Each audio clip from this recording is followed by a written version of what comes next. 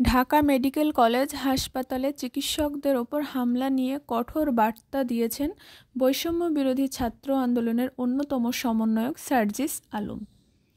গত 31 আগস্ট রাতে বেসরকারি বিশ্ববিদ্যালয়ের শিক্ষার্থী দীপ্তির চিকিৎসা সেবায় অবহেলা নিয়ে মৃত্যু হয়েছে অভিযোগ এনে ডাক্তারদের ওপর হামলা করে শিক্ষার্থীরা।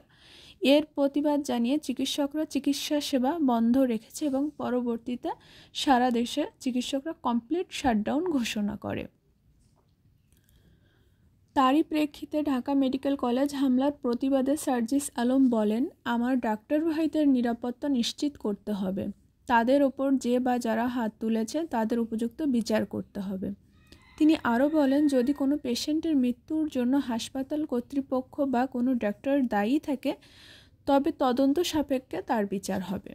আন্দোলনের বিষয়ে এর সমন্বয়ক বলেন, আমার মনে হলো আর আমি কারো গায়ে হাত তুলে ফেললাম, এ স্পর্ধা কখনো মেনে নেওয়া যায় না। সব চক্রান্তের বিরুদ্ধে ছাত্র জনতা সোচ্চার আছে।